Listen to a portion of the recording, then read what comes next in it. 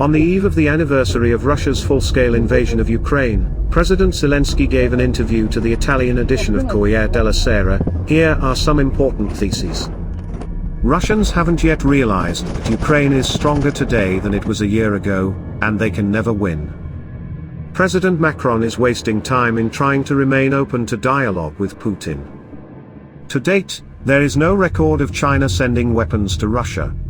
Ukraine hopes for China's pragmatic stance. Those who think that over time support for allies may disappear do not understand the underlying motives of our battle. Europe is aware of the danger of the Russian threat. We defend Bakhmut, but not at any cost. Although Putin is preparing for a long conflict, Ukraine is preparing for a short war and our victory. The last statement is especially interesting against the background of President Joe Biden's visit to the Ukrainian capital. His visit was not announced, but it was very important for Ukrainians on this day of mourning, the day of the heroes of the Heavenly Hundred. Just watch the documentary Winter on Fire, Ukraine's Fight for Freedom, you will understand a lot. I will say one thing for myself, US presidents don't just fly to a country at war. Especially at the age of 80.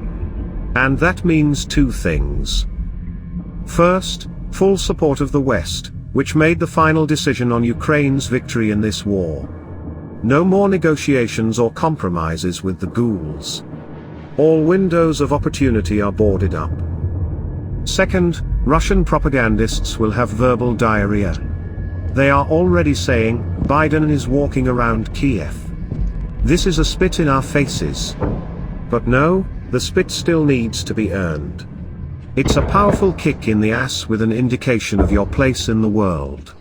The civilized world is no longer afraid of the inadequate actions of a nuclear blackmailer, that's all. During the meeting, President Zelensky said, "We must make this year a year of victory." The results of today's meeting with President Biden will be reflected on the battlefield. In the comments under Russian propagandists' reports about Biden's visit, hundreds of Russians are already hysterically demanding missile strikes to destroy not only Ukrainians, but also the visiting foreign delegations. They do not understand that the force of action is equal to the force of counteraction, and after each rocket terror in front of Western politicians, the level of military aid will increase proportionally. Separately, I recommend that the Israeli delegates read the Russian comments. It is immediately obvious that Russian citizens completely imitate the Nazis and hate not only the Ukrainians, but also the Jews. And this is not the position of a select group of fringe groups, but a nationwide trend professed by the vast majority of Russians. Although Israel, in my opinion, has already made its choice in this war, only it does not advertise it. Darkness over the abyss.